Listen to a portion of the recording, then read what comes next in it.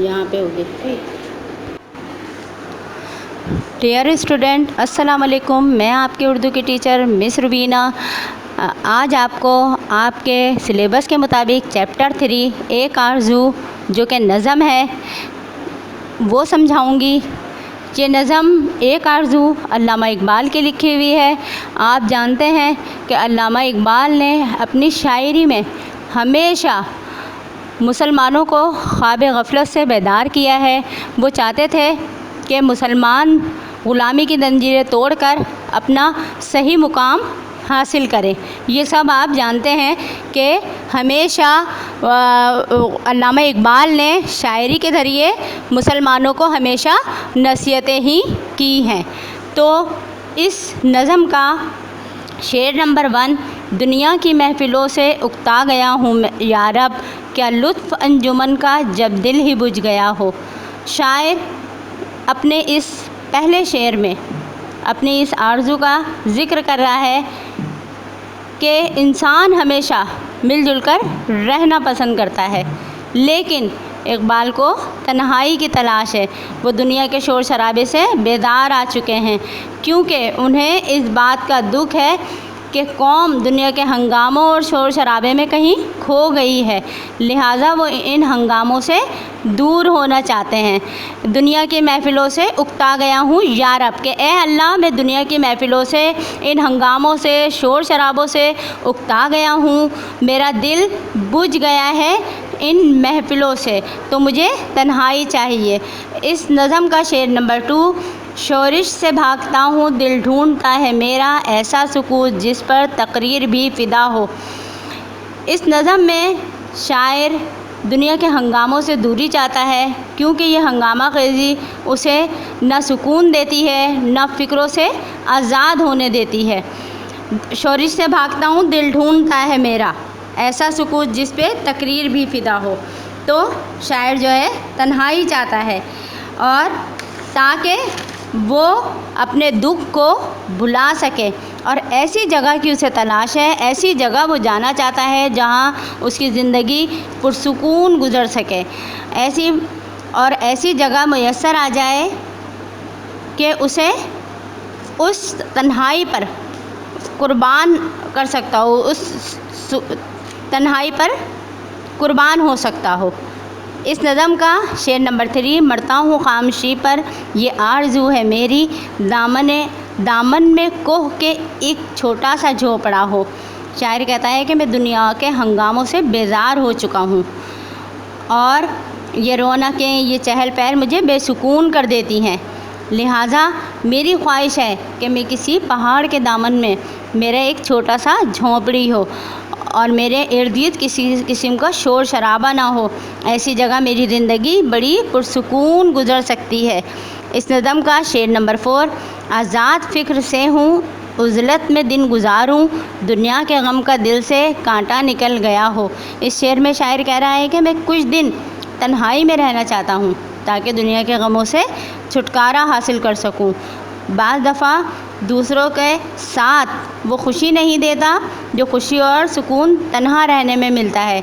असल में दुनिया के दिए गमों का इलाज तन्हाई ही है, लिहाजा मेरा दिल आजकल तन्हाई का तलबगार है। शेर नंबर 5, लज्जत सुरूद की हो चिड़ियों की चहचहों में, चश्मों की शोरिशों में बाजा सा बज रहा हो। शायर ये आरज़ू कर रहा है कि तन्हाई में मेरा दिल इतना पुरसुकून हो जाए कि हर आवाज़ एक जल तरंग लगे, मसलन चिड़ियों की चहचहाट किसी खूबसूरत नगमे की तरह, और चश्मे की सूरत में गिरते हुए पानी की आवाज़ किसी बाजे का सुर महसूस हो। ऐसे में दिल गमों की कैफियत से बहुत दूर हो जाता है और हल्का फुल्का सा ख़ुद को हवाओं में उड़ता हुआ महसूस करता है। शेर नंबर 6, हो हाथ का सिरहाना सब्ज़े का हो बिछोना, शर्माए जिससे जलवत खुलूत में वो अदा हो, खलवत में वो अदा हो। शायर ज़िंदगी के झमेलों से दूर ऐसी पुरसुकून जगह पर ज़िंदगी गुजारना चाहता है जहाँ बेशक वो खाली हाथ हो, लेकिन उसका दिल सुकून की दौलत से माला माल हो। इसलिए शायर कह रहा है कि दिल पुरसुकून हो तो घास का बिस्तर और हाथ का तकिया ही काफ़ी है, अगर दिल में सुकून ना हो तो नर्म और गर्म बिस्तर भी कांटों भरा लगता है। शेर नंबर 7, مانوس اس قدر ہو صورت سے میری بلبل، ننھے سے دل میں اس کا کھٹکا نہ کچھ میرا ہو۔ شاعر ایسی فضاؤں کا طلبگار ہے جہاں کسی کو کسی کا ڈر و خوف نہ ہو، ہر کوئی ایک دوسرے سے مانوس ہو، ایک چھوٹا سا بلبل بھی بے خوف ہو کر فضاؤں میں اڑے اور سکون حاصل کرے۔ اس کے نغمے اور اس کی چہچہاہٹ میرے لیے سکون کا باعث ہو، سکون اور اطمینان کا باعث ہو۔ شعر نمبر 8، صف باندھے دونوں جانب بوٹے ہرے ہرے ہوں، ندی کا صاف پانی تصویر لے رہا ہو۔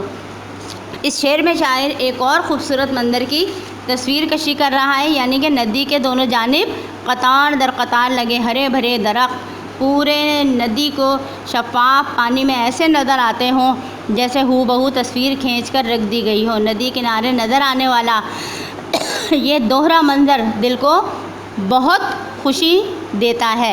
شعر نمبر 9، ہو دل فریب ایسا کوثر کا نظارہ، پانی بھی موج بن کر اٹھ اٹھ کے دیکھتا ہو۔ شاعر پہاڑوں کے درمیان بہنے والے چشمے اور تیزی سے گرتے ہوئے پانی کی روانی کو بڑی خوبصورتی سے بیان کر رہا ہے کہ پانی کی لہریں، لہر در لہر اٹھتی موجیں یوں نظر آتی ہیں جیسے اپنے ارد گرد کھڑے پرعظمت پہاڑوں کی خوبصورتی کو دیکھنے اور داد دینے کے لیے بے قرار ہوں۔ شعر نمبر 10، آغوش میں زمیں کی سویا ہوا ہو سبزہ، پھر پھر کے جھاڑیوں میں پانی چمک رہا ہو۔ شاعر کہتا ہے کہ زمین پر پھیلا سبزہ اور ہریالی زمین کی خوبصورتی میں اضافہ کر دیتے ہیں اور صبح کے وقت ان پہ پڑی اور ستاروں کی طرح چمک کر اس خوبصورتی کو چار چاند لگا دیتی ہیں، اور یہی خوبصورتی انسان کو تھوڑی دیر کے لیے دنیا کے فکر و غم سے آزاد کر دیتی ہے۔ شعر نمبر 11، پانی کو چھو رہی ہو جھک جھک کے گل کی ٹہنی، جیسے ہنسی کوئی آئینہ دیکھتا ہو۔ اس شعر میں شاعر ایک اور خوبصورت منظر کو بیان کر رہا ہے کہ ندی کنارے لگے پودے کی وہ شاخ جو اپنے ہی پھول کے وزن سے جھکی چلی جاتی ہے، جس سے پھول کا عکس بار بار بہتے ہوئے پانی میں نظر آتا ہے، لیکن شاعر کو وہ پھول کی بجائے کسی حسینہ کا چہرہ لگتا ہے جو بار بار آئینے کے سامنے آ کر اپنا جلوہ دکھا رہا ہو۔ شعر نمبر 12، راتوں کو چلنے والے رہ جائیں تھک کے جس دم امید ان کی میرا ٹوٹا ہوا دیا ہو۔ شاعر اس شعر میں کہہ رہا ہے کہ راتوں کو چلنے والے لوگ جو پریشان حال لوگ، یعنی وہ لوگ جو اپنی پریشانیوں سے گھبرا کر نا امید ہو جاتے ہیں، جو راتوں کو گھروں سے باہر گھومتے پھرتے رہتے ہیں، ایسی حالت میں میرا مدھم سی لو والا دیا ہی انہیں امید کی کرن دکھاتا ہے۔ اندھیری راہوں میں یہ چھوٹا سا دیا ہی ان کی آس کو قائم رکھتا ہے۔ شعر نمبر 13، بجلی چمک کے ان کو کٹیا میری دکھا دے، جب آسماں پہ ہر سو بادل گھرا ہوا ہو۔ شاعر اس شعر میں اپنی قوم کا حال بیان کر رہا ہے کہ جو مکمل طور پر گمراہی کی اندھیروں میں گھر چکے ہیں۔ شاعر کا بیان ہے کہ شاید میرے الفاظ بجلی کا کام کرتے ہوئے ان کے لیے ان اندھیروں سے نکلنے کا راستہ بنائیں اور یوں یہ بھولی بھٹکی قوم راہ راست پر آ جائے۔ شعر نمبر 14، پچھلے پہر کی کوئل وہ صبح کی مؤذن، میں اس کا ہم نوا ہوں وہ میری ہم نوا ہے۔ شاعر اس شعر میں کہہ رہا ہے کہ رات کو پچھلے پہر کوئل کی کوکو صبح کی آمد کی خوشخبری دیتی ہے اور فجر کے وقت اس کی آواز لوگوں کو نیند سے بیدار کر دیتی ہے، نیند سے اٹھا دیتی ہے، اس لیے اسے صبح کی مؤذن کہا گیا ہے۔ شاعر کہتا ہے کہ یہی کام میں کرنا چاہتا ہوں اور اپنی آواز سے غفلت میں پڑی قوم کو جگانا چاہتا ہوں۔ شعر نمبر 15، پھولوں کو آئے جس دم شبنم وضو کرانے، رونا میرا وضو ہو نالہ میری دعا ہو۔ پھولوں کو شاعر کہہ رہا ہے کہ پھولوں پر پڑنے والی شبنم پھولوں کو وضو کراتی ہے اور وضو پاک صاف اور تازہ دم ہونے کی نشانی ہے۔ شاعر کہتا ہے کہ میرے دل میں جو غم ہے وہ مجھے رونے پر مجبور کر دیتے ہیں، میری آرزو ہے کہ میں اتنی شدت سے روؤں کہ میرا دل غموں سے پاک ہو جائے، اور جس طرح شبنم کے قطرے پھولوں کو تازہ دم کر دیتے ہیں، اسی طرح میرے آنسو کی شدت میرے دل کو تر و تازہ کر دیتی ہے اور میری آرزو اور میری آہوزاری کو قبولیت کا درجہ مل جاتا ہے۔ شعر نمبر 16، ہر درد مند دل کو رونا میرا رلا دے، بے ہوش جو پڑے ہیں شاید انہیں جگا دے۔ شاعر آخری شعر میں یہ آرزو کر رہا ہے کہ اے اللہ میرے شعروں میں اتنا اثر پیدا کر دے اور ان میں ایسی تاثیر پیدا کر دے کہ ان کو پڑھنے والے خواب غفلت سے بیدار ہو جائیں اور اپنے آپ کو پہچان کر اپنی زندگی کی راہیں متعین کر لیں۔ امید کرتی ہوں کہ آپ کو اس نظم کے تمام شعروں کی تشریحات سمجھ آ گئی ہوگی۔ دیا گیا کام بچوں آپ سے درخواست ہے کہ دیا گیا تمام کام آپ لازمی مکمل کریں۔ شکریہ۔